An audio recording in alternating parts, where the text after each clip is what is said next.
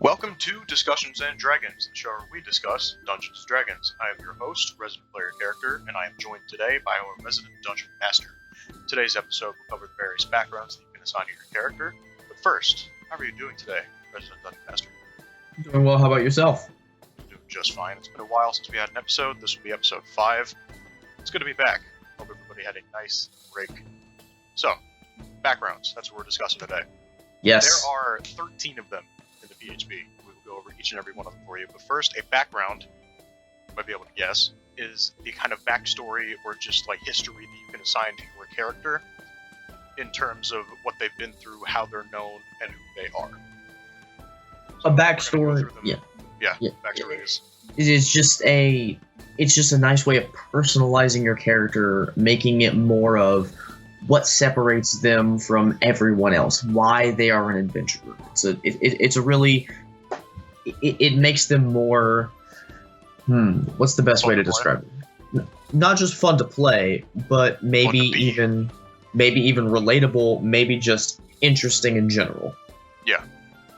And you can make your own backgrounds, but there are pre-made ones that, like, they've been crafted over the years to sort of be like, if you make your own background, it probably fits into one of these, and there's like things you can do with each one that you'd have to make up yourself, and they would end up in the book anyway, so you might as well use, if you're a new player or just like a player who has a specific idea for a character, using one of the pre-made ones.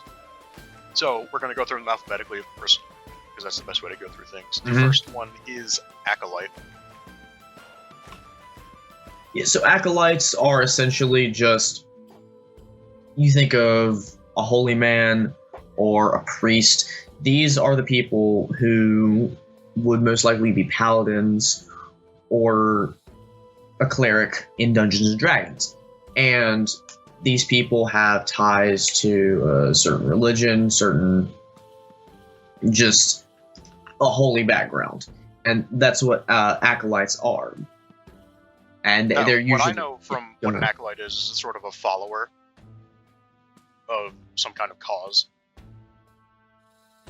Like, I've just seen characters be labeled as acolytes when they follow some kind of, like, organization.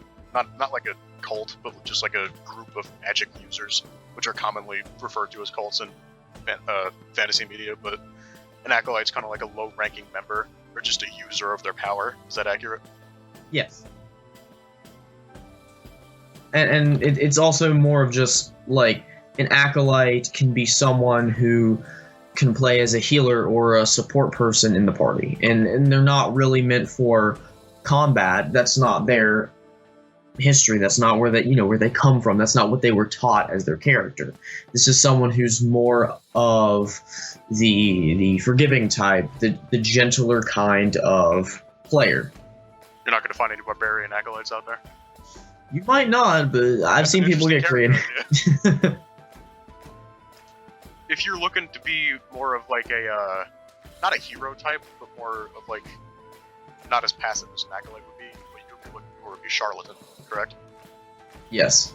Can you explain what that word means and what it means in terms of the game? Charlatan just means that you have some sort of con, or you have some sort of game that you run, and you're not the best kind of character around. You're not the morally best kind of character around, and you're not evil per se. It's more that but you're also not objectively good. This is a fun background to play. I believe my current character has this background, correct? I believe so, yes. Yeah, so I'd say the most common classes you would see in the charlatan background would be like rogue and bard. I mean, not like the nice bard archetype. This is an evil bard, or not even evil bard, just a con man. That's the best way to describe a charlatan. Is a con man. They are always trying to run a con. That's where they came from. They always got a scheme going on. Exactly. They have something else up. They have a trick up their sleeve, or now, maybe a different motive. This next one may seem a bit similar to that, but it's kind of just like charlatan, kind of redeemable in a way. Like, you might want to have one around in specific cases in your party when you're dealing with some kind of, like, con artist themselves. They can con the con. The next one is criminal. Pretty sure everybody knows what this may mean in terms of the game. You're a criminal. You did something and you're probably being looked for. It's just someone who doesn't normally abide by the laws. Maybe their alignment is more on the neutral side of things instead of the lawful side of things. Those types of characters can be neutral, still not necessarily evil. Yeah, but they, like, to be classified as a criminal in this game, you need to have done something to deserve that title, correct? Yes. Just like in real life. So if you want to play that kind of character, criminal's the background for you. If you... No. And also remember, just because your background says, hey, I was a lawbreaker, you could have reformed from that. And it can also just be a nice story-driven background. Doesn't really affect your decisions now. It just gives your character depth. That's something very important to mention, too, where all of these backgrounds are what you were, not what you're going to be. Or even what you are. Yeah, when you choose a background, it's always what you were in the past. So you can form your character however you want. A background is just a good stepping stone to do that with.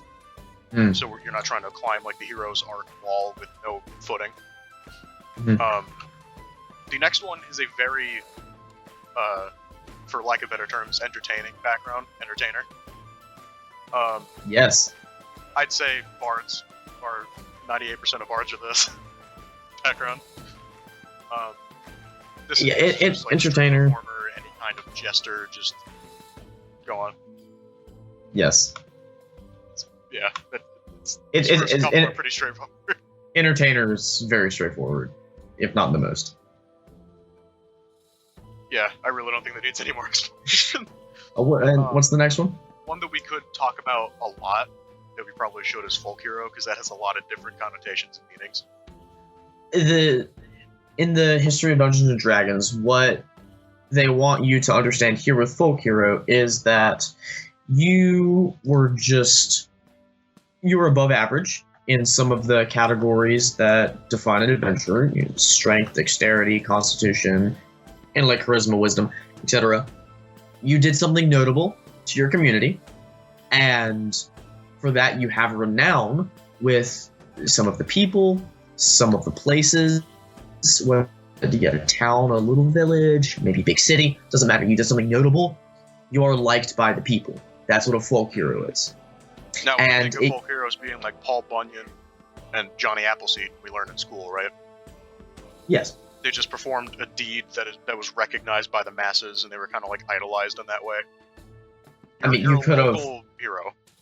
Yeah, you could have done something as simple as rescue a lost cat. You're a folk hero. Or you could have slayed a beast. Folk hero. Could have killed. It's all up to you. Exactly. Folk hero. It's all up to you. Do a deed that earns the favor of a small group of people or a larger group of people, but a concentrated group of people nonetheless. Yes. Like, you're not like a world-renowned explorer. You're just like a local dude or dudette that did something that earned you that title. Now, you can take this another way, as I was talking about with acolytes sometimes being the harbingers of not-so-good forces. Mm-hmm. You can be a folk hero of an organization or group of people that maybe doesn't have the best thing at heart. Maybe yes, you can definitely cave from being invaded by the righteous paladins in the area. You can switch this any way you'd like. As with any of these. The next one is Guild Artisan. Guild Artisans are just simply people who align themselves to a certain guild, and they like to perform like crafts or tricks of the trade, and they have something notable for their specific group of people that they began their adventuring career with. That's just what a Guild Artisan is in a nutshell. They just belong to a bigger group. They're like a part of a... they're a cog in a machine. More on the crafty side. Yeah. The first thing that came to my mind when I first read that was, like, cobbler. It could be a cobbler. It could be an alchemist making potions for the guild. Could even be, a banker. Someone good with money. It's your... Could be a tailor, could be a leather worker. It doesn't matter. The options for choosing specifically what you do and how you do it. Just These like are performing just a service for your covenant. yes. What you belong These to. are just the general outlines that the manual has provided. This is where they start getting more interesting. This is one of my favorite backgrounds of the ones that I've read. It is Hermit. You have a lot of character autonomy with this background because it can literally it can mean anything. Briefly describe what a baseline what a hermit is in this game.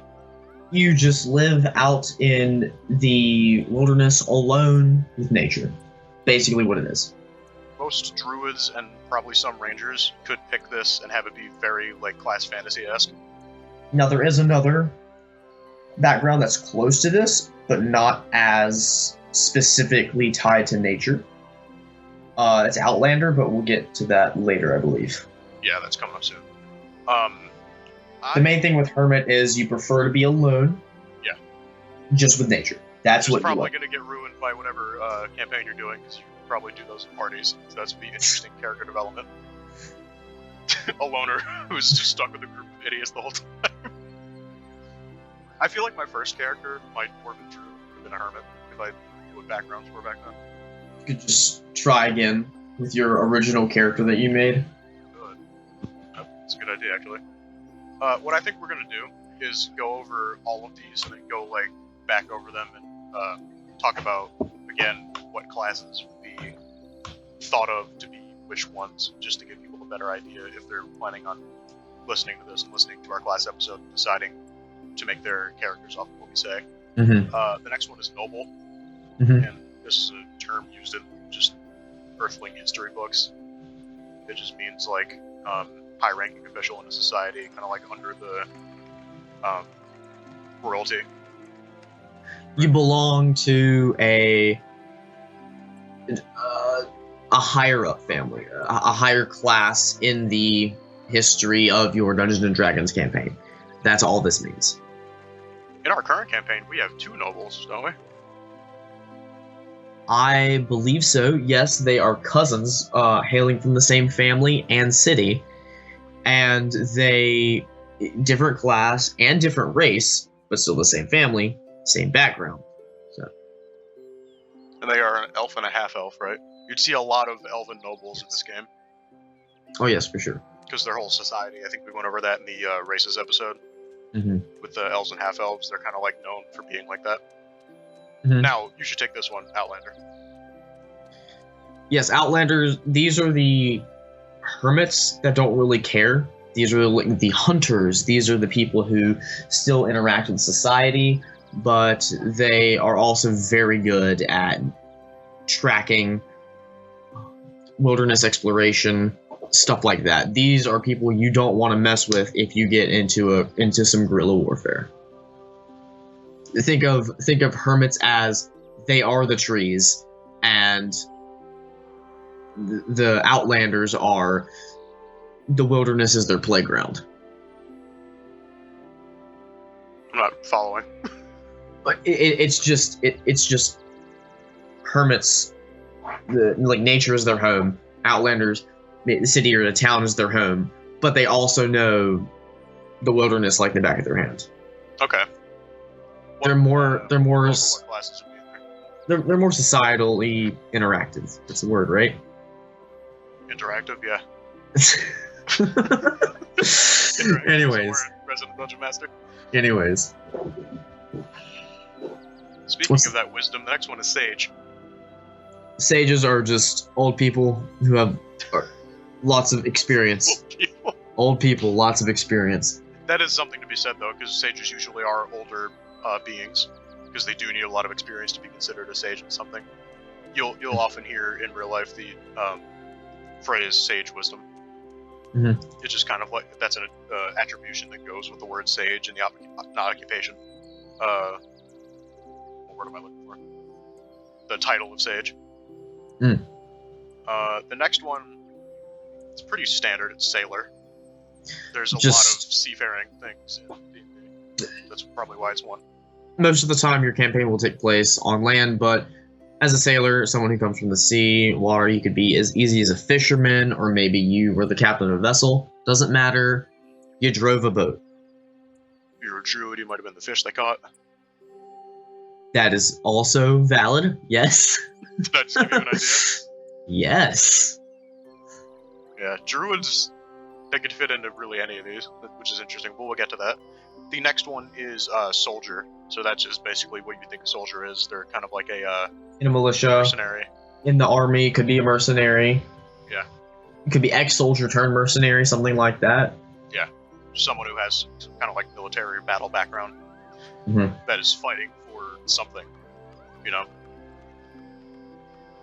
Always, yes. You always Yeah. need a purpose for why your character has that background. And we'll get to, for the classes that would most likely choose soldier, why that is based on their classes. We have gone over before, we'll go over it more specifically with this. The last one in our list of backgrounds listed in PHP is urchin. Urchins are... They're not criminals, but they are just the scum of the Bottom D&D feeders. world. Yeah, they're the bottom feeders. They will do anything they can to get what they want and get out. These can be the rogues, these can even be the bards in some cases, these can be the warlocks. These are just the scum of society. They only look out for themselves, and they're gonna feed on whatever they can to stay alive. They're like less skilled charlatans, but less brave criminals. That's a good way to put it. Like, you'll see a con man running some kind of like street game, and the urchin will just sneak up behind him and steal all his stuff. He'll be the homeless guy on the side of the road that you pay no mind to, and then reach down for your purse and it's gone, and so is the homeless guy. Someone stole the homeless guy. So now we're gonna go back over these, and we'll just give like each of us will give like one or two classes of what we think would go best with this background, so you can get a better idea or a good idea of what you might want to pick for these. Mhm. So going back up at the top, acolyte. What one or two classes would you think would go best with that? Paladin and cleric. Those are the two that pop in my mind. I agree with that, but I would also add on druid there. Some types of druids. It really depends on the race. I also feel like you could get creative with it. I would agree with you there. And maybe it's just maybe my definition of acolyte, but I feel like warlock could also fit in there. Yes, warlock could definitely fit. And I think that is That's just getting creative. yeah. Really, you could be a warrior who is an acolyte, and maybe you're not blessed with the powers bestowed by the Dungeons and Dragons deity, and instead you pick up a sword and a shield or an axe to defend. You're just an acolyte of like pain. You have your own code. Have you heard the good word? But yeah, you can make an argument for why any class would fit in any one of these backgrounds, but we're trying to like be more specific with what would fit best. If that Or makes maybe sense even to or maybe people even the listening. stereotypical. Yeah, that's class a that good goes- stereotypical. So yes, acolytes. I would go clerics. Stereotypical would be paladin cleric, and then like getting creative would be like warlock, even more so barbarian, maybe druid. Hmm. Charlatan, what do you think? Gonna be a bard or a rogue here. Probably leaning towards bard. I would agree with that. Yeah, that's pretty accurate. I have nothing to say about that one. And also another point, while they are running a con, it doesn't have to be a bad con. It could also be a good yeah. con. It could be charitable. They could be definitely helping people, but also gaining from it. I feel like the criminal would be rogue, pretty Rogue. plainly. Rogue. Yeah, you really I don't mean, see many other criminal classes. It could go. It could even go with paladin or cleric. Yeah, It really just depends on how creative you want to get and how Criminal's edgy you universal. want. Oh yeah, but it definitely fits with the rogue the best, or at least the I feel most. like any any given adventure group would have this background put on them automatically by the end of their campaign. Just a secondary background. Yeah.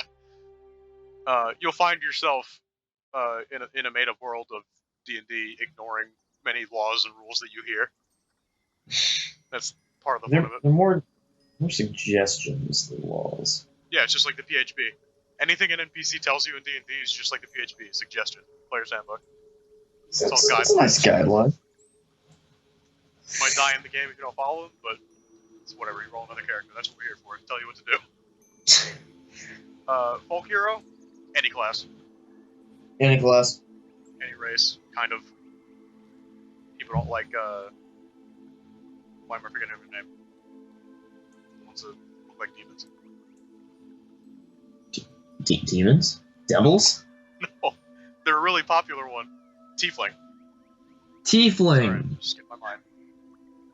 You wouldn't see many folk hero tieflings unless they did something really good or they did something really good for other tieflings. Or maybe it's a tiefling who's a folk hero of devils and demons. Yeah, that's what I mean. Like, yeah, that makes sense. Guild Artisan, I could also see being any class. Any class. Maybe more so Artificer specifically. Not really the druid. Don't really see the druid being this background. Yeah, unless they're making like leathers or something. Mm-hmm. But then again, druids don't like harming animals. Just skinning themselves. Cool. But yeah, any class that like makes things. Like I could see a fighter who may have been a blacksmith being a guild artisan. Artificer definitely stereotypically though. Oh, sure. They're the class that makes stuff. Wizard also works well. Oh yeah, Conjuration. Or any other wizard class that makes things into things or makes things out of nothing. Transmutation? Yeah. I was gonna say that. I got that song stuck in my head from that video that we watched. Mm-hmm. The wizard song. There's a ton of videos that can also tell you what we're saying, but there are source of this information if you haven't noticed. There are plenty of online resources you can go to. You can learn. You don't even have to read the Player's Handbook, Dungeon Master's Guide, or Monster Manual of Dungeons and Dragons to know how to play the game and to get started. There are lots of resources out there for everybody. Everybody has their own opinion and way they like to play. Just customize it and make sure you're having fun. What I'd say that's really all it is. Good to do is find someone in your friend group or just like the group that you're going to play with and learn to play based on how that dungeon master plays. You should watch. You should watch for a session. See how it goes. Yeah. Or just ask them. They can tell you what they do, like what their rules are. Because some dungeon masters probably wouldn't allow some of these in their campaign because it wouldn't make sense if they made it up. Like if there's no water in their campaign, no sailor, that would kind of break the campaign. It would be like, what are you? Sailor. What's a sailor? What? Have you ever heard of a boat? What's a boat? Anyhow. We're getting there. So Hermit, I also think could be, well, Druid. Yeah, definitely Druid. Stereotypical. I think stereotypical. I think some barbarians could be hermits. Barbarian definitely, and even ranger. Yeah, some rangers, because a lot of rangers are like half soldiers and half fighters. Mm-hmm. They like serve a bigger kingdom. Because you usually think of ranger, you think of archer. Mm-hmm. And you usually think of them standing on the towers of established communities, keeping people out or keeping people safe. Noble, I would definitely say the magic users would be stereotypical for nobles. Just Wizards, maybe even warrior. Warriors, paladin.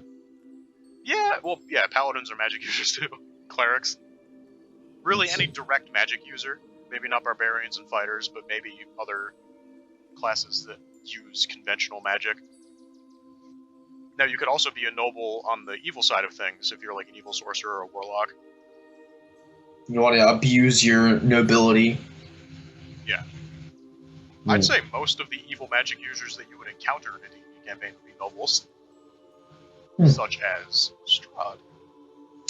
Strahd is the vampire from the Dungeons & Dragons adventure Curse of Strahd, which is the most up-to-date iteration of the adventure from way back in the day in the older versions of Dungeons and Dragons that Resident Player character and I are currently playing. Yeah, it is a lot of fun. It's interesting. It's very, very interesting. That is a word to explain.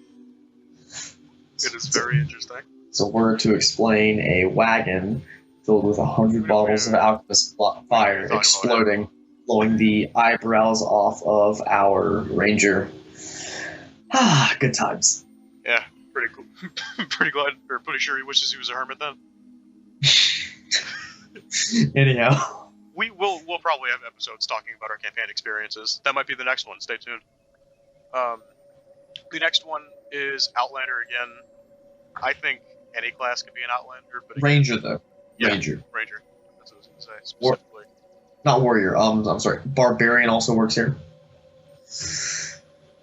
And maybe even a rogue.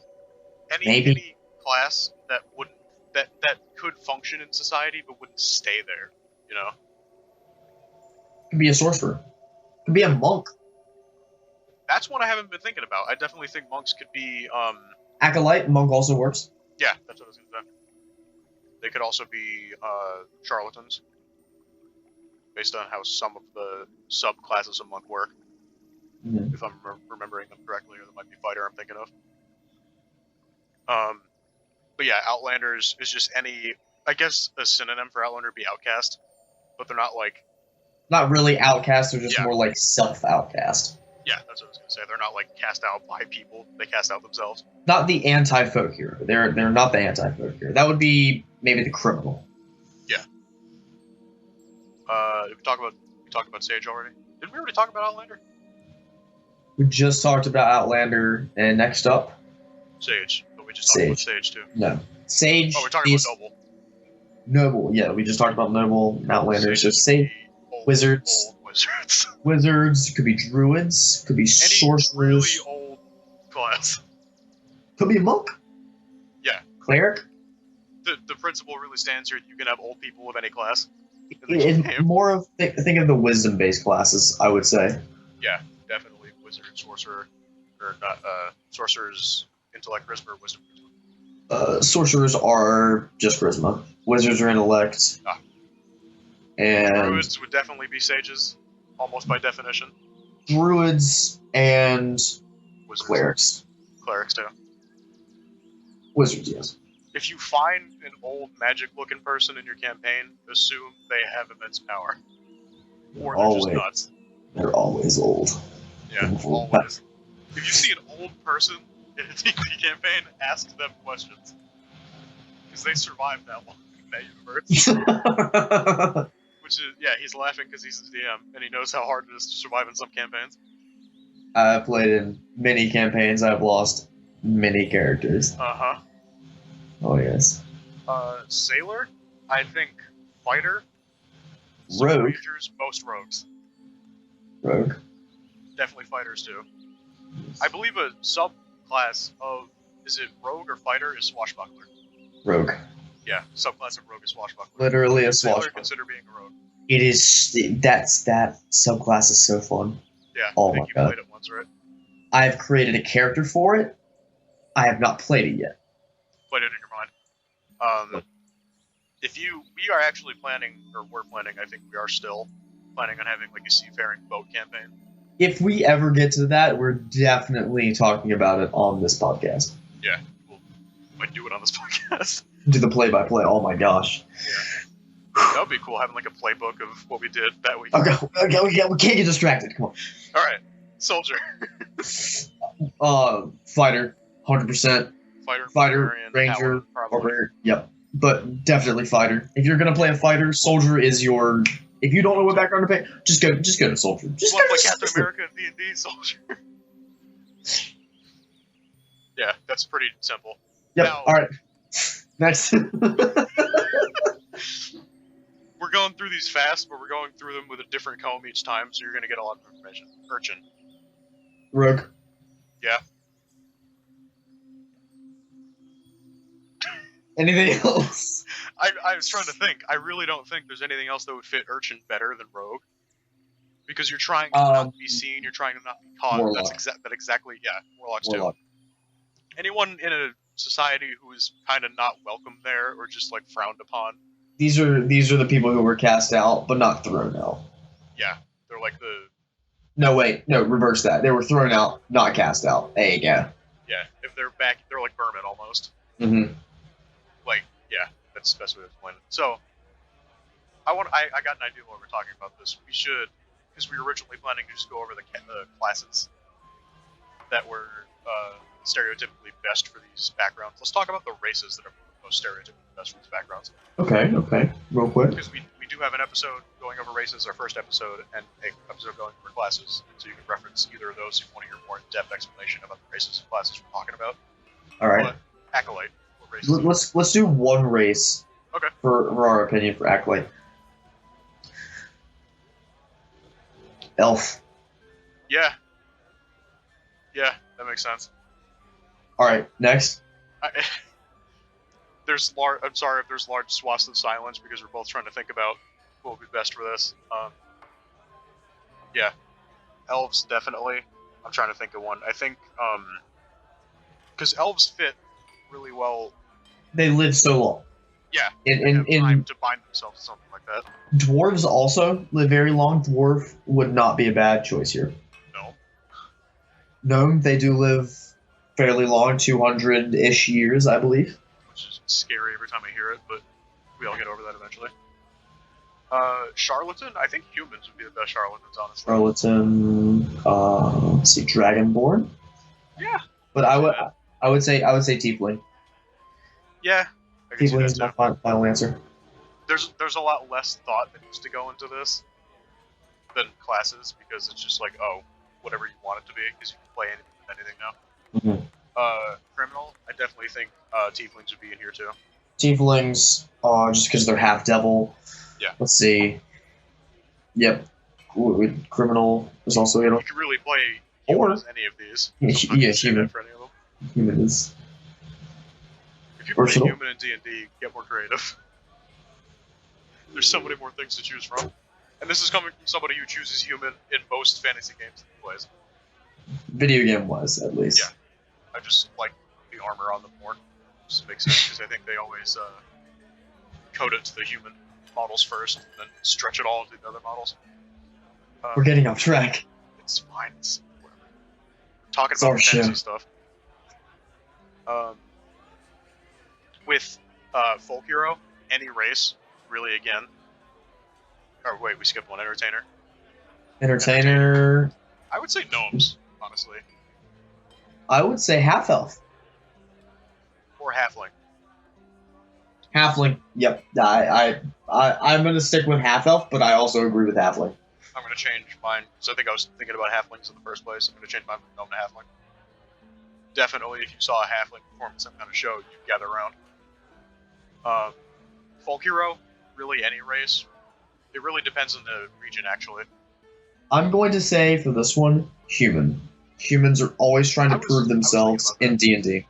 They are a young race compared to the other ones. They have a shorter lifespan, so they are always trying to go out and try to explore and have adventure before their time is up. And that really speaks to anyone. I know I was ragging on people who choose human before, but if you choose human, that it really puts their power into perspective.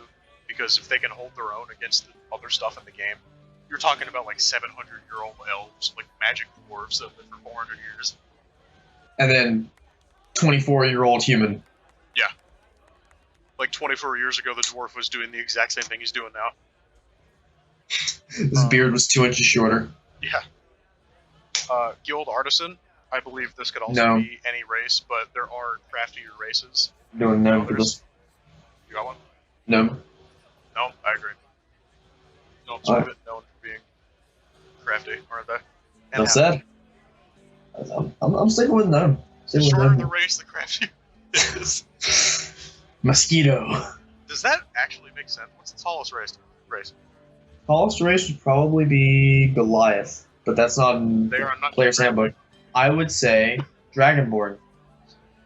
In Player's Handbook, Dragonborn. Tallest race? In the Player's Handbook. How handy are they? I think they have 3 fingers. Alright. Pretty handy. How many... We should do an episode just on how many fingers each race has. Hermit, any race, but I think the more... the races with the lowest natural charisma would be the most likely hermits, dwarves. I would say elf or hermit. Elf? Yes. Yeah, you could say stereotypically most elves would be like forest-dwelling creatures, or like not involved in like human city society. Because you think of hermit, you got to think of what they're being hermitized from. It's organized society, right? Right. Could be, yeah. But being a hermit means you're like actively not participating, right? Yes, you have a reason for not wanting to be a part of civilization. That really could be any race. I would see elves is more, they're a proud race, they like elves. Elves like elves. Well, I'm thinking hermit as being like alone, not with your group of people. Like hermits are just lone wolves. That's great. Yeah, it's a great way to put it, lone wolf. So Wolf, I don't think new elves- race. I was about to say that, but I figured the joke was too dumb. Yeah, I wouldn't think of elves as like being alone though, because you described it as they like elves, so they would be around their own people and not around any other society. Okay. Not really sure about hermit. I think dwarf, like the races, the stereotypically ugliest races, because dwarves are not good looking most of the The time. dwarves really like being with other dwarves.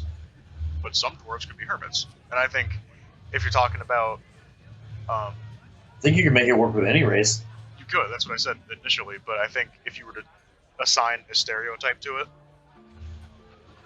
I think it would be dwarf, are the most likely to be hermits out of any. If that makes sense. Okay. Okay. Noble elves. Elf. Any race that has elf in it, half elf, elf, high elf, low elf. Human. Dwarf. Yeah. Any humanoid, any strictly humanoid race, like Ooh. 4 limbs, no tail.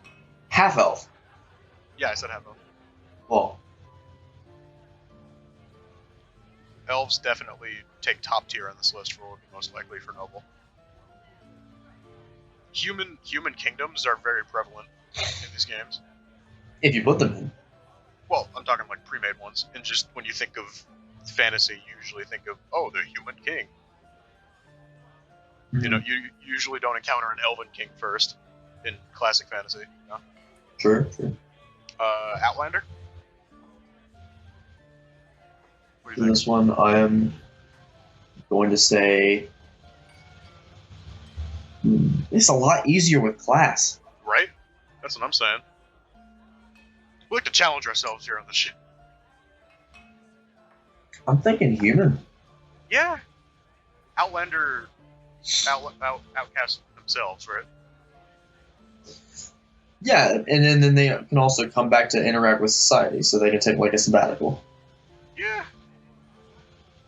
I think humans and elves would be most likely for Outlander, Mm-hmm. because they like to keep themselves. Humans are proud just as elves are, but humans are also more willing to collaborate out of necessity most of the time. Sage, oldest races. Elf, Elf. dwarf, Yeah, just Juliet. a race that probably lives more than a couple hundred years. What'd you say? nothing. Did you mention another one? Just elf and dwarf. Yeah. They are the ones with the highest longevity, right? Yes. Sailor, human. Human. Goliath. That was a wild card. What do you think of that? Not in PHP. Goliaths aren't in PHP? No, they are not. We learned something new today, folks. I Goliaths. study up our race episode. Goliaths are in the expansion features. They're presented either, I believe, in Xanathar's Guide to Everything or Volo's Guide to Monsters. And these are books that you can go look for yourselves. Not going to tell you, though. Yes. Surprise. Ooh. I think humans would be best for a sailor, just Yes. because of what we see sailors as. You want a capable race that's like capable of running a ship. I'd say that like humans would be a seafaring group of people, considering they're mostly thought of as explorers in this universe. Right? Yes. I think that could work. What's next? Soldier. Human. Yeah. Human. Any race. Any race. Yeah, this is another general one. Any race. Yep.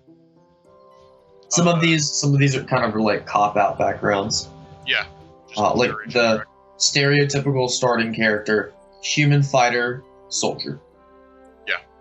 You have a lot to work with there. Easy. I mean, you do, but it's also just simple. It seems boring, but you could do a ton with it.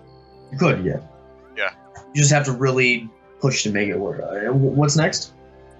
Urchin. Tiefling. Yeah. Tiefling. Again, human pops into my head, but that's because they can be anything. But yeah, definitely tiefling. They're Tiefling. just dejected from society. They are people that they are not the scum of the earth that people think they are. Ooh, a race we forgot about, half-orc. Half-orc, I would say Soldier. Soldier, possibly criminal. Ooh, Outlander. Outlander, yes. Or even Hermit. Definitely. Hmm. Orcs and any of their kin are kind of shunned in some stories in this game. You don't see them a lot, right? They're content that was later introduced into Dungeons and Dragons. Yeah, like half-breeds. Yes. Yeah, I think we talked about that in a race episode. I think the origin of half-races. Halfling, half-elf, half-orc. You could really have half any race, right? That's what we talked about. Mm-hmm. So, those, I think we went over them pretty aptly. You have Acolyte, Charlatan, Criminal Entertainer, Folk Hero, Guild Artisan, Hermit, Noble, Outlander, Sage, Sailor, Soldier, and Urchin. Those are the 13 that appear in the PHP, but I really want to close this out with this episode by saying that you can make up your own backstory, and that is typically a lot more fun than choosing one of these. Would you agree? Yes. You don't seem like you do. I think I've made my own for every character I've made. You could pretty well. You can what? Make a background of your own. Just there's like templates you can follow. Yeah, you can use these as templates as well. Yes, you don't have to do it by the book. If you want to be a what's an example? A hermit that became a hermit out of necessity.